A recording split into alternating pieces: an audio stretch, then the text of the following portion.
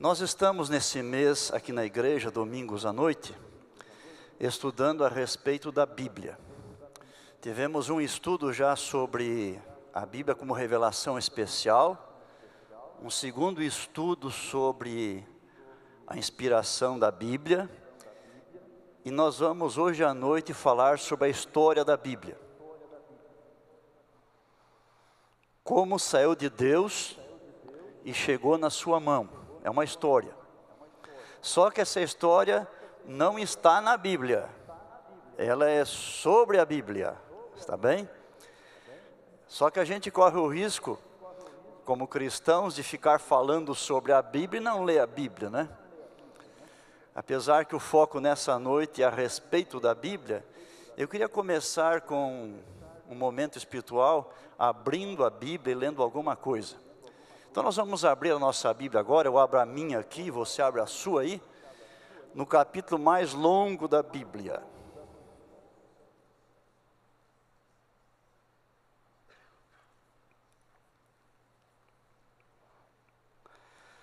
É o Salmo 119. Nós temos 150 salmos na Bíblia, arredondando 100 deles, tem o nome de algum personagem junto ao título. O que mais aparece é Davi. Mas um terço dos salmos, 50 salmos, não tem nenhum nome junto ao título. São chamados salmos órfãos. Não se sabe quem os escreveu. E o Salmo 119 não tem o nome de ninguém. Esse salmo foi escrito na forma de um acróstico. Os hebreus, povo de Deus, possuem um alfabeto com 22 letras. E esse salmo aqui foi dividido, vamos chamar de em 22 estrofes. E cada estrofe tem 8 versículos. E cada grupo de 8 começa com uma letra. Então, o verso 1 até o 8 começa com uma única letra, em hebraico. Se fosse em português seria o A. Os versos 9 a 16 com a segunda letra, em português seria a B e assim por diante. 22 vezes 8, quanto que dá? 176, que é o número de versículos. Na minha Bíblia e na sua tem um título. Na minha diz assim, a excelência da lei divina. Acontece que no livro de Salmos, a palavra lei não se refere especificamente aos 10 mandamentos. No livro de Salmos, lei é sinônimo de palavra de Deus. Sempre que você encontrar em Salmos a palavra lei, não são 10 mandamentos, é a palavra de Deus. E este salmo aqui, então, ele está falando sobre a excelência da palavra de Deus. É claro que o salmista, seja quem for, quando escreveu esse salmo, a Bíblia não estava completa. Não havia ainda o Novo Testamento, e não havia boa parte do Antigo Testamento também. Mas aquilo que ele está dizendo aqui sobre a palavra de Deus, do que já estava escrito, com certeza é verdade para tudo que seria escrito depois do Antigo Testamento e também sobre o Novo Testamento. E é um salmo muito bonito. Acontece que o salmista não quis repetir sempre, lei, lei, lei. Então ele usou aqui 10 sinônimos nesse salmo. São 10 sinônimos. Por exemplo, olhe para a sua Bíblia. No verso 1, ele chama a lei. No verso 2, prescrições. No 3, caminhos. No verso 4, mandamentos. No verso 5, preceitos. No verso 7, juízos. No verso 8, decretos. E assim por diante. São 10 sinônimos, mas todos eles significam palavra de Deus. E nesse salmo, qual é o verso mais conhecido? É o 105. E qual a expressão que usa ali? É a palavra. Lâmpada para os meus pés é o quê? A tua palavra, é a palavra de Deus. E luz para o meu caminho. Que salmo maravilhoso esse. E aí aponta que a Bíblia é uma luz para a nossa vida, para o nosso caminho. Quando precisamos de sabedoria, de luz, para saber o que decidir, o que fazer em nossa vida, em momentos, quem sabe, especiais ou comuns, nós podemos contar com a iluminação que vem da palavra de Deus. E eu chamo sua atenção aqui para alguns versos desse salmo. Apenas alguns versos aqui. Por exemplo, verso 97. O salmista disse: quanto amo a tua lei. Quer dizer, quanto amo a tua palavra. É a minha meditação todo dia. O verso 101. De todo mau caminho desvia os pés, para observar a tua palavra. Verso 130, a revelação das tuas palavras esclarece e dá entendimento aos simples. Veja o 165. Grande paz tem os que amam a tua lei, quer dizer, a tua palavra. Para eles não há tropeço. E assim são muitos textos especiais que falam para nós sobre o valor da palavra de Deus. Quando nós dedicamos tempo da vida para estudar a Bíblia Sagrada, Deus fala ao nosso coração, a nossa vida iluminada, e nós recebemos as bênçãos preciosas que Ele tem, na verdade, para nós. Nós vamos agora estudar então um pouquinho sobre a história da Bíblia, uma história que não está na Bíblia, mas é que é a respeito da palavra de Deus. Na verdade, eu falei um pouquinho já no último domingo sobre isso, vamos continuar. A palavra Bíblia, ela vem da língua grega. Os egípcios inventaram um tipo de papel vegetal que vinha de uma planta chamada papiro. Esse papel também recebeu o nome de papiro, como eu disse no outro dia para vocês. E os gregos, na língua deles, chamavam o papiro de biblos. Então, para eles, um livro era biblos. Quando era um livrinho, diminutivo de biblos, é biblion. E quando nós temos vários livrinhos juntos, a expressão é Bíblia. A palavra Bíblia em grega significa realmente livrinhos. No início, ninguém chamava a Bíblia de Bíblia. Havia outros nomes para ela. O primeiro indivíduo a usar a palavra Bíblia para o Novo Testamento foi Orígenes, no 3º século. Orígenes foi um grande líder cristão, um grande escritor também. No 3º século, ele chamou o Novo Testamento, conjunto de livros de Bíblia. E no século seguinte, 4º século, o primeiro indivíduo a usar a palavra para todos os livros do Antigo e Novo Testamento em conjunto, chamou-os de Bíblia, foi o João Crisóstomo. No início, nos primeiros séculos cristãos, era proibido pelo Império Romano ser cristão. E houve muita perseguição e muitos cristãos morreram. Até que surgiu um novo imperador chamado Constantino, muito famoso na história. E Constantino, ele percebeu que quanto mais percebia os cristãos, mais os cristãos se multiplicavam. Por exemplo, num grande anfiteatro, como é o caso do Coliseu e outros semelhantes, nos dias de feriado, quando havia ali as lutas entre gladiadores, os jogos da época, às vezes aproveitava os momentos para levar cristãos lá para serem mortos, frequentemente devorados por feras. Eram levados ali diante de 50, 60, 80 mil pessoas. E bastava eles renegarem o nome de Jesus e seriam libertos. Mas eles preferiam enfrentar a morte e continuar a crer em Cristo como o seu Salvador e o seu Rei. E quando aquelas pessoas todas viam os cristãos serem mortos, pensavam, mas que povo é esse? Que coragem é essa? No que eles creem afinal? E enquanto um punhadinho era morto ali, muitas centenas ou milhares se despertavam e iam atrás para saber o que estava acontecendo e eram tocados pelo Evangelho. E assim um grande líder cristão disse certa vez que o sangue dos cristãos é o quê? Semente. Quanto mais mata, quanto mais derrama sangue, mais os cristãos prosperam. E o Constantino percebeu isso. O império estava dividido. E ele não queria governar sobre um império dividido. Então, no ano 313, assim que ele assumiu o império, ele fez um edito de tolerância.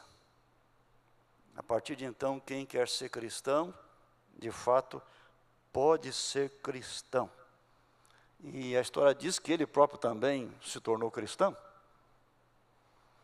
E aí virou moda ser cristão, e muitos dos ricos, dos importantes, das autoridades, tornaram-se cristãs, pelo menos de fachada, pelo menos deixando batizar. No ano 330, Constantino encarregou Eusébio, um grande líder cristão, de preparar 50 Bíblias para igrejas de Constantinopla que ele pretendia construir. E aí eles iam preparar Bíblia do melhor pergaminho que fosse possível.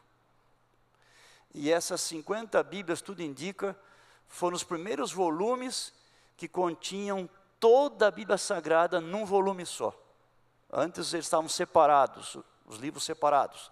E pela primeira vez agora, nessas 50 Bíblias, apareciam todos os livros dentro de um único volume. E cada volume foi para uma igreja depois, segundo a sua destinação. Vamos falar um pouquinho sobre os originais da Bíblia. Eles são chamados de autógrafos. Para nós, autógrafo o que é? É uma assinatura que colhemos de alguém. Quando julgamos alguém importante, a gente corre atrás para tentar pegar um autógrafo. As crianças e jovens fazem isso. Você já pegou autógrafo de alguém na sua vida? Você já deu autógrafo para alguém? Eu me lembro quando eu era garoto, eu estava com 12 anos, 1967, eu era aluno no IACS. E aí, no fim de semana, apareceu por lá o neto da irmã White, Arthur White. Não tinha mais cabelo, baixinho, já de uma certa idade avançada, e ele fez uma pregação uma sexta-feira à noite para nós lá. E ficamos sabendo, ele é o neto da irmã White. E quando acabou o sermão, ele foi saindo, a menina correu atrás para pegar autógrafo. Eu lembro que eu peguei o meu autógrafo também dele. Logicamente, com o tempo, foi extraviado. Mas a assinatura dele eram 3 patinhos. Quando você olhava assim, ele conseguia desenhar 3 patinhos assim na sequência. Esse era o autógrafo do Arthur White. Mas os teólogos chamam os originais da Bíblia de autógrafos.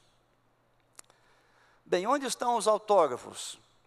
Aquele evangelho que João escreveu com a sua mão. O livro de Gênesis que o Moisés mesmo escreveu. Algum salmo que Davi escreveu, onde estão? Em que lugar do mundo? Bem, eles não estão. Eles não existem mais há séculos, há muito tempo, nenhum deles. Por que isso? Por 2 razões. Primeiramente, por causa do próprio manuseio. Nos tempos bíblicos não havia no início livros como os nossos, quadradinhos, bonitinhos assim, não é? Era na forma de rolos, como vimos um outro dia aqui, já mencionei isso. E quando eles tinham que ler o livro, eles precisavam desenrolar, ler e enrolar. Desenrola e enrola, desenrola e enrola. Quanto tempo dura alguma coisa que você enrola e desenrola? Não é?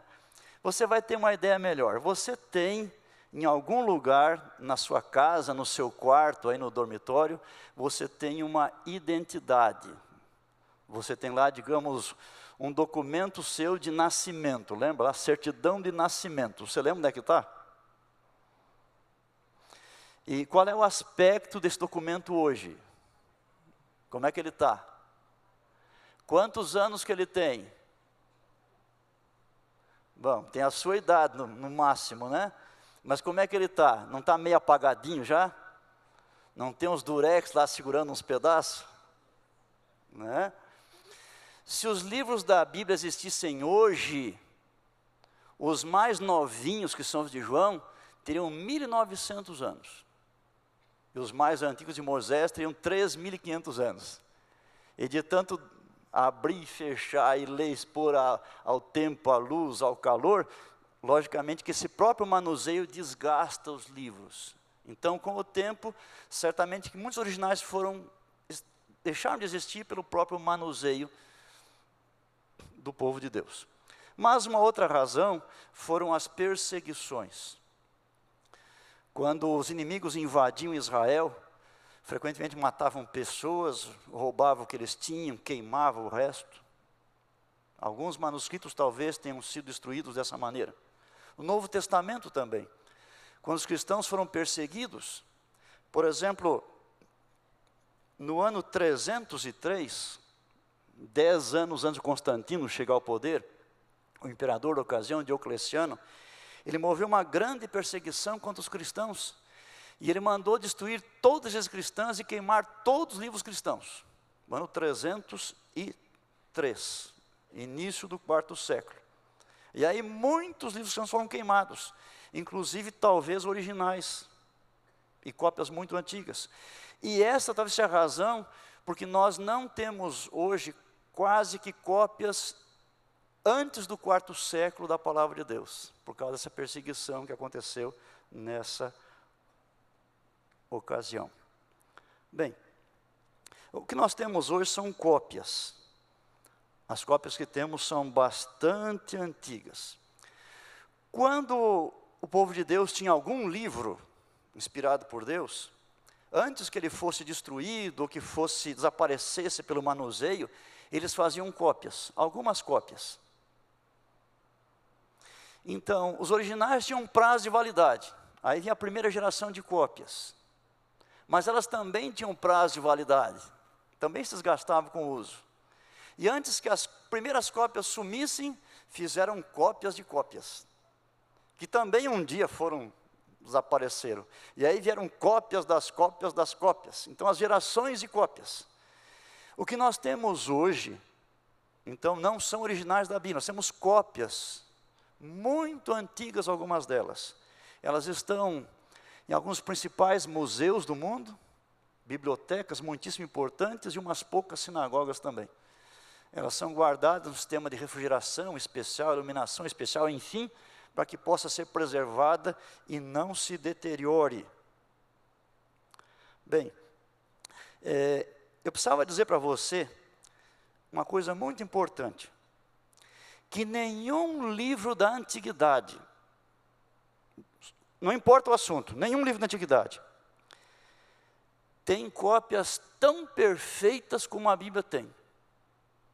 E nenhum livro da antiguidade também possui cópias tão próximas aos originais, como é o caso da palavra de Deus.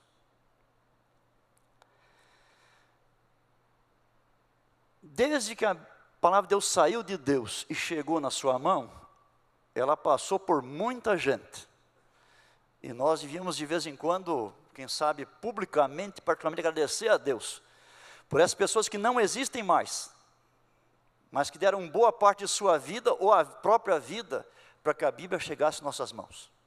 Então nós temos os primeiros profetas e apóstolos que, inspirados pelo Espírito Santo, escreveram a palavra de Deus. E você lembra que alguns deles usaram secretários. O Baruque usou, aliás, Jeremias usou o Baruque como secretário. O apóstolo Paulo aos Romanos usou lá o Tércio, ele fala sobre isso como secretário para escrever. O apóstolo Pedro usou o tal de Silvano, era comum usar secretários. Então você tem escritores da Bíblia, você tem aqueles que ajudaram a escrever, que a gente chama aqui de secretários ou de assistentes. Mas você tem também aí os que copiaram a Bíblia ao longo do tempo. Você tem depois os tradutores da palavra de Deus. Vamos pensar um pouquinho aqui nos copistas.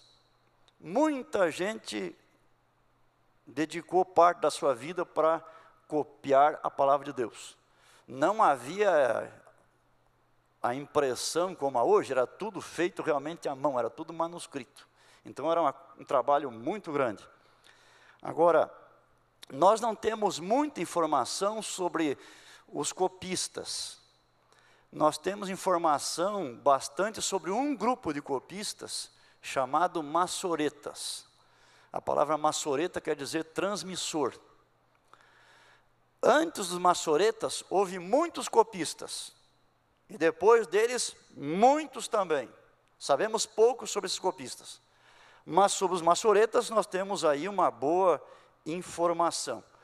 Os maçoretas, eles faziam parte do povo judeu, portanto só fizeram cópias do Antigo Testamento. O que eu vou dizer agora só é válido para o Antigo Testamento. Os maçoretas, eles começaram a copiar a Bíblia por volta do ano 500 da nossa era, e fizeram cópias até próximo ao ano 1000. Alguns estudiosos chegam a dizer que até o ano 1500. Então, por gerações e gerações de maçoretas copiando a palavra de Deus, copiando o Antigo Testamento. É interessante que, só para você ter uma ideia, quando os maçoretas começaram a copiar o Antigo Testamento, quanto tempo fazia que o Antigo Testamento estava pronto, totalmente pronto?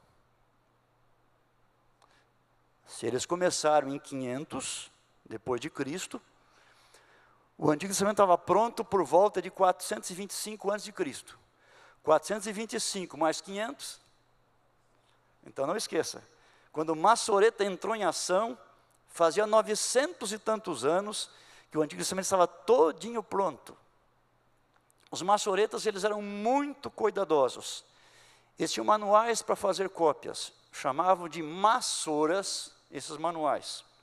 Um deles é chamado de o Tratado dos Escribas. E nesse documento, por exemplo, ensinava como um maçoreta preparava o pergaminho para receber a escrita da palavra de Deus. Dava orientação e dicas das ferramentas para usar na hora de escrever também. E tinha algumas regras. Por exemplo, não podia escrever nada de memória. De tanto copiar livros da Bíblia, nós podemos imaginar que eles conheciam de cor capítulos e talvez livros inteiros da Bíblia. Mas a regra dizia, não pode copiar de cor, tem que olhar e copiar, para evitar que houvesse erros. Além disso também, eles faziam assim, uma outra regrinha. Quando vai copiar um livro, pega uma seção do livro, separa a seção, eles têm um documento na frente do qual vão copiar. Tem uma cópia escrita e uma cópia em branco. Naquela cópia escrita, ele separa a seção e ele conta, no caso de poesia hebraica, e muitos livros são em poesia, quantos versos poéticos tem. Mas conta também quantas palavras tem naquela seção. Quantas letras tem na seção. E qual é a palavra central. E aí eles fazem a cópia com muito cuidado. Acabou a cópia, eles contam agora. Quantos versos poéticos tem aqui, no que eu copiei? Quantas palavras tem? Quantas letras tem? E a palavra central é qual? Aí se conferiu, a seção está aprovada. Se tiver alguma coisa diferente, é rejeitado a cópia. Foi mal feito, tem que fazer de novo. Isso mostra então para nós aí o cuidado que eles tinham em fazer cópias da palavra de Deus. E quando tomavam uma cópia e eles percebiam que havia algum errinho, alguma coisinha lá, geralmente é coisa pequena, por exemplo, se fosse em português, um errinho de português, o que eles faziam? Eles não mexiam, mas eles colocavam na nova cópia uma observação na margem, uma explicaçãozinha ali, né, sobre aquilo que eles perceberam que podia ser erro. De tal modo que quem fosse ler a cópia deles, podia perceber e a própria pessoa julgava, aceitar ou não a informação que ele prestava ali junto à margem. Podia ser a margem de um lado, de outro, em cima, embaixo, enfim. E eles foram tão fiéis que a gente chama hoje texto maçorético, o que eles copiaram. E as Bíblias ao redor do mundo, quando vão traduzir o Antigo Testamento, os tradutores usam o texto maçorético, que foi feito aí com essa fidelidade pelo grupo de maçoretas. Quando se estuda esse assunto também, a gente percebe que há algumas diferenças entre uma cópia e outra. Nós temos hoje milhares de cópias da Bíblia. Alguns livros da Bíblia têm muito mais cópias do que outros. eles foram mais conhecidos que outros, eles foram mais divulgados, disseminados que outros. Mas nós temos milhares de cópias. E quando se compara uma cópia com outra, às vezes se encontra uma diferença. E essas diferenças, elas são chamadas de variantes. Variante, então, é uma diferença que há entre duas ou mais cópias do mesmo texto. Se você pega um evangelho, por exemplo, de Mateus, e outro de Marcos, e vê uma diferença, isso não é variante, porque são textos diferentes. A variante é quando você pega o mesmo texto, por exemplo, uma cópia de Mateus e outra de Mateus, e há uma diferença, isso chama-se variante. Como há milhares de cópias da Bíblia, também há milhares de variantes. Agora, cada variante aparece sempre num número muito reduzido de cópias. A grande maioria de cópias, especialmente as melhores, elas não possuem a variante. E como disse alguém, as variantes são mais interessantes do que importantes. Nenhuma doutrina cristã se baseia em nenhuma variante. Elas são apenas erros periféricos. Existe uma ciência chamada crítica textual. E os especialistas, eles estudam essas cópias da Bíblia, comparam umas com as outras, eles têm várias regras para seguir, que eles foram descobrindo ao longo do tempo, e eles conseguem, quando comparam as cópias, dizer, essa aqui é a certa e não aquela outra. E eles dizem qual é o erro, e dizem também como que o erro entrou. Então esse é um trabalho que é feito pela crítica textual. Eu repito, as diferenças que há, elas existem apenas num pequeno número de cópias. As outras cópias, a maioria e as mais confiáveis, não possuem naquele ponto essa diferença. Então nós podemos com segurança olhar para a Bíblia e dizer, isso aqui realmente está correto, isso aqui é a palavra de Deus. E é muito comum líderes cristãos, estudiosos da Bíblia de qualquer denominação, dizer assim que Deus não só entregou a sua palavra, mas que Deus também preservou essas cópias para nós. E eu queria, para terminar aqui, ler para vocês apenas uma linha e meia de Ellen White a respeito desse assunto. Ela escreveu assim, as seguintes palavras: os manuscritos hebraicos, quer dizer, do Antigo Testamento, e gregos, Novo Testamento, das Escrituras, têm sido preservados através dos tempos por um milagre de Deus. Nosso Deus amado não apenas nos revelou a verdade, não apenas isso que chegou. Temos ainda os tradutores, né? Vai ficar com uma oportunidade de falar um pouquinho sobre tradutores para vocês também. São pessoas que Deus usou para que nós pudéssemos ter a Bíblia em nossa própria língua. Para você ter uma ideia, a Bíblia toda foi escrita em 3 línguas. O Antigo Testamento quase todo em hebraico, um pedacinho muito pequenininho em aramaico. Novo Testamento em grego. E dessas 3 línguas, nós temos a Bíblia hoje em mais de 2.500 línguas e dialetos. Algumas delas, como a língua portuguesa, tem a Bíblia inteira. Outros têm apenas uma parte da Bíblia, não toda a Bíblia ainda. Mas de qualquer forma, no mundo todo, pessoas continuam a traduzir a Bíblia para que todo mundo possa ter a palavra de Deus. Se calcula que hoje 95% das pessoas do mundo têm acesso à Bíblia inteira, ou pelo menos a parte dela, e pode ali encontrar então a salvação. Que você ame a sua Bíblia, o seu exemplar da Bíblia, que você estude essa Bíblia com oração, com gosto, e que essa palavra de Deus seja uma bênção na sua vida e o ajude na sua caminhada no rumo ao reino de Deus. Amém.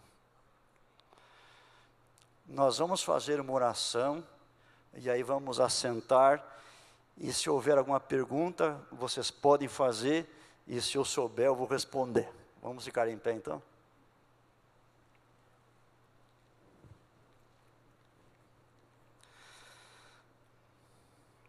Obrigado, Senhor Deus, mais uma vez, porque o Senhor nos deu a revelação por meio da Bíblia Sagrada.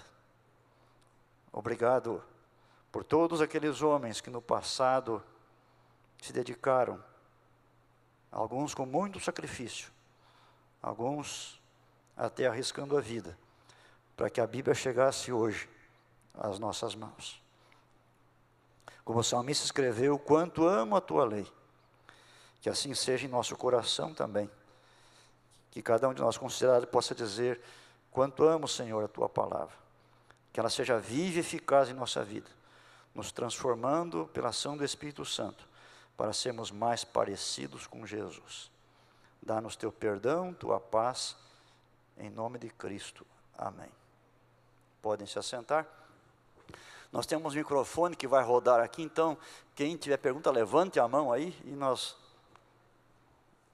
vamos apreciar aí a pergunta. Pastor, eu na realidade tenho duas, se me Sim. permitirem. Então, primeira. O senhor falou de inspiração, preservação e a escolha do que era sagrado e do que não era sagrado.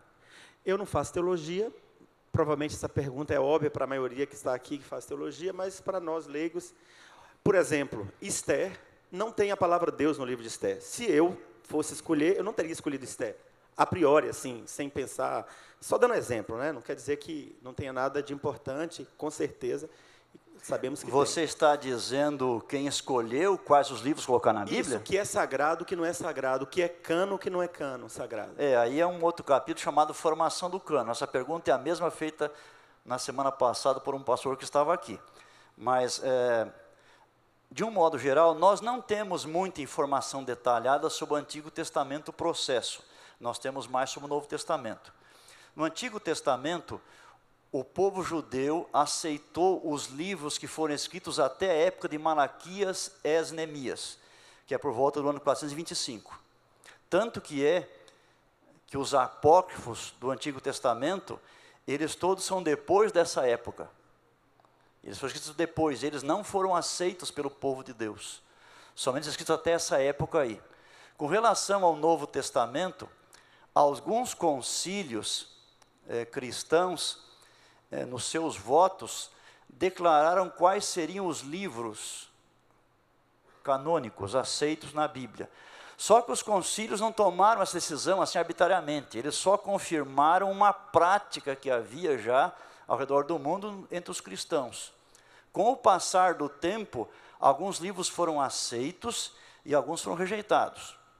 Na verdade, enquanto escreveram a Bíblia, na mesma época, digamos assim, mesmo entre judeus, alguns escreveram livros também que não foram aceitos.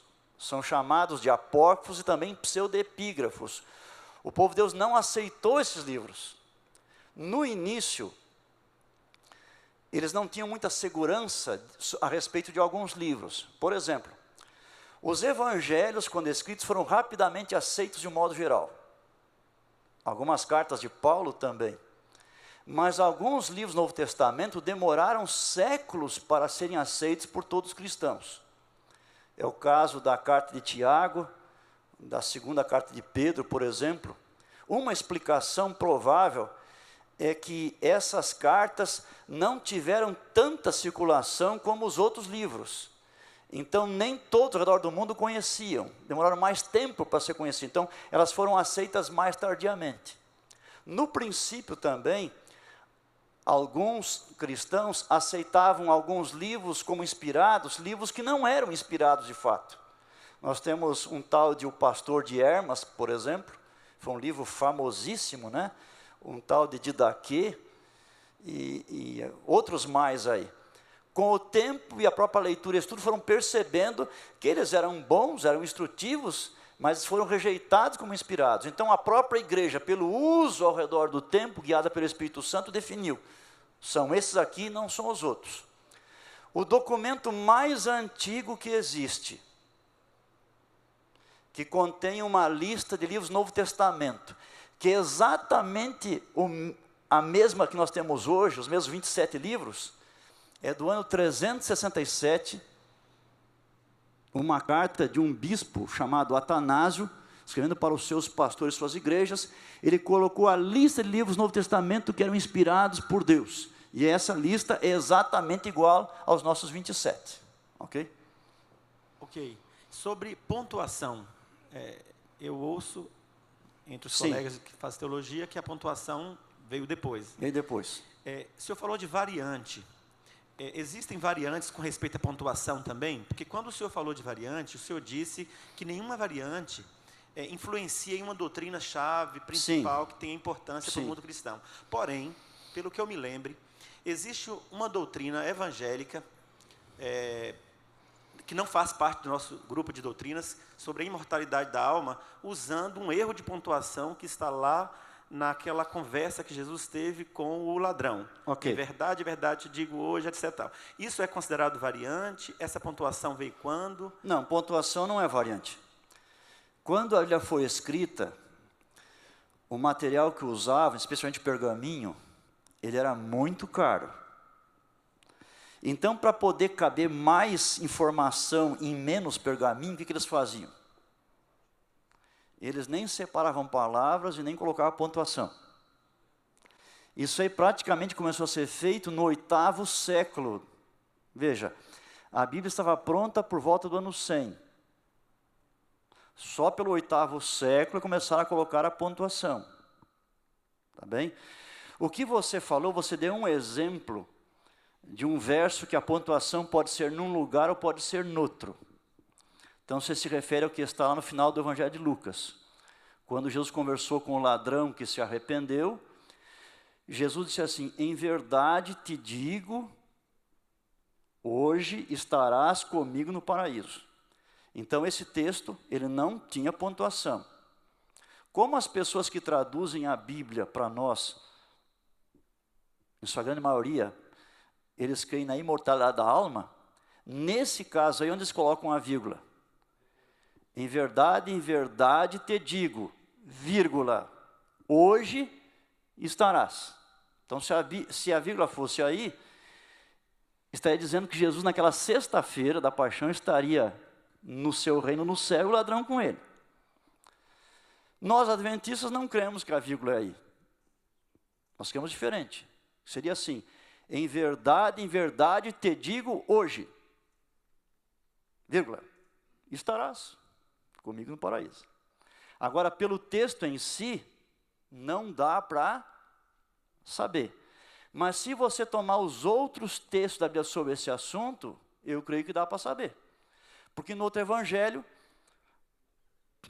no domingo da ressurreição, quando Maria quis abraçar Jesus, o que ele disse? Porque eu ainda não fui. Tá bem? O professor Rodrigo Silva, há muitos anos, fez um doutorado numa faculdade católica em São Paulo, e a tese doutoral foi sobre esse verso aí. Eu estava presente e eu assisti a defesa. Na tese, ele não procurou mostrar que onde colocamos a vírgula está certo, porque logicamente eles não iam aceitar isso. Mas ele demonstrou que esta é uma possibilidade, e aí ele foi aprovado. Ok? Mas isso não é variante, porque tem a ver com pontuação. Ok? Ali tem uma pergunta?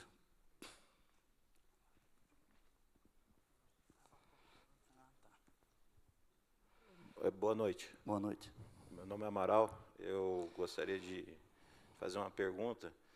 Eu ando de vez em quando eu tenho curiosidade de estudar, principalmente online, sites online que são assim mais sérios, teologias de outras denominações, para mim poder entender o pensamento de outros irmãos que não são de nossa denominação, e assim, quando tiver a oportunidade, a gente possa conversar sobre a Bíblia.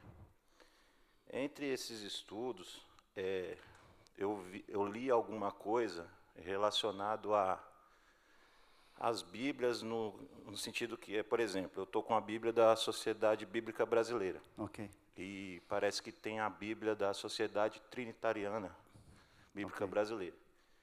Nesse estudo, eles estavam meio que criticando a sociedade bíblica brasileira, porque diz que a sociedade trinitariana bíblica do Brasil, ela é mais original por causa, por exemplo, aqui, eu estou aqui com a Bíblia da Sociedade Bíblica do Brasil, e está dizendo aqui no João, capítulo 7, versículo 53, até João, capítulo 8, que é o versículo 11, ou seja, uma boa parte da Bíblia.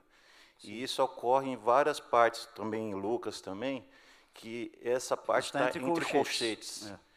Eu gostaria de entender, até para esclarecer, qual que é a situação, porque eles, principalmente da sociedade trinitariana, fala que essas partes não eram que continha nos originais, não existiam. E por que foi acrescentado, já que no Apocalipse lá fala que não é para acrescentar nada?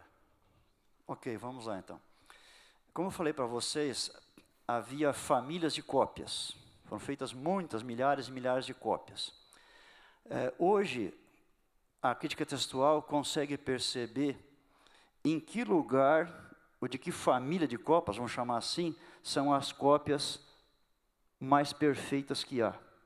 Então, hoje, em qualquer lugar do mundo, quando alguém vai traduzir a Bíblia, o que ele faz hoje? Ele já sabe quais são as cópias mais perfeitas. Então, ele vai nessa família de cópias e vai direto dali e ele pega aquelas cópias para ser a sua base, para a tradução, tá bem? Só que, há séculos, não se tinha esse estudo de crítica textual e não se sabia quais as cópias eram as melhores. Então, os tradutores, muitos deles fizeram a tradução sozinho. É o caso, digamos assim, de Lutero, é o caso de João Ferreira de Almeida. Naquela época, eles pegavam a cópia que aparecia. E, às vezes, essa cópia, ela tinha algum detalhe nela que não era correto. Tá bem? Hoje em dia, como sabemos quais são as cópias perfeitas, eles percebem, ó, esse pedaço aqui não devia de aparecer, mas está aí. Só que se eles tirarem esse pedaço da Bíblia, o que vai acontecer? Isso que você disse. O contrário. Estão tirando coisas da Bíblia. Então, o que eles fazem? Eles colocam entre colchetes. Quando você lê sua Bíblia, você vai encontrar centenas de lugares entre colchetes. Então, como regra, isso não deve ser considerado, porque isso aí é uma variante. Aparece em uns pouquinhos lugares e, com certeza, não estava no original. Embora não tenhamos original. Tá bem? Com relação específica a esse texto que está falando aí, esse texto é sobre a mulher adúltera, certo? Ele está falando sobre João 7, o último verso 53, e todo o início do 8. Está entre colchetes. Na sua Bíblia deve estar entre colchetes. As boas Bíblias têm entre colchetes essas coisas aí. Quando está entre colchetes é uma variante. Nesse caso aí, eu vou sugerir para você. Estamos na biblioteca aqui, nós temos dezenas de comentários bíblicos. Pegue qualquer que você quiser, pode ser um ou vários. Eles vão explicar para você. Nesse caso aí, geralmente é dito o seguinte, que essa história é legítima, ela é verdadeira, só que ela não estava no original nesse lugar aí. Provavelmente num outro texto da Bíblia. E alguém puxou de lá e colocou aí. Mas ela é legítima. Certo? Só para explicar também, independente disso, que às vezes a gente acaba descobrindo quando vai estudando um pouco, quando eu me converti, eu não necessitei de nenhuma parte desse detalhe para me enxergar a verdade. Ou seja, a base doutrinária do essencial que eu precisava para a minha conversão. Nenhuma doutrina cristã, nenhuma, está baseada em variante, nenhuma. Nem nossa visão, nenhuma. Certo? Então, foi boa a tua pergunta, aí a explicação. Uma outra coisa, aproveitando que você falou, geralmente esses grupos menores aí, eles começam a dizer assim, a nossa Bíblia é melhor, a nossa é baseada nos textos, melhores textos e tal. É tudo balela. Você pode confiar plenamente nas sociedades bíblicas, são 150 no mundo. A mais importante, a maior hoje é a do Brasil. Vocês podem confiar plenamente que estão usando os melhores textos. E os autores são sérios, eles fazem o melhor que eles podem. Nós temos excelente tradução da Bíblia na língua portuguesa. Aliás, aproveitando, agora no mês que vem, eles vão estar com a gente aqui agora. A Bíblia que usamos hoje é a Almeida Atualizada, a 2ª edição. Eles vão estar aqui daqui a algumas semanas para lançar a 3ª edição, tá bem? Por exemplo, uma diferençazinha, não vai mais ter na Bíblia tu, é você. A não ser quando for em relação a Deus, daí por respeito continua aí. Por exemplo, tu, ó Deus, daí continua, né? Mas o resto, quando é sobre o ser humano, vai ser você, que é uma linguagem mais falada por nós hoje também. Mais alguém? Tem um aqui, ó, minha extrema esquerda aqui. Vamos fazer assim, essa é a última então, por causa do tempo, tá bem? Aproveitando, eu estou lembrando você que o que eu estou falando aqui está nesse livro, Introdução Geral à Bíblia.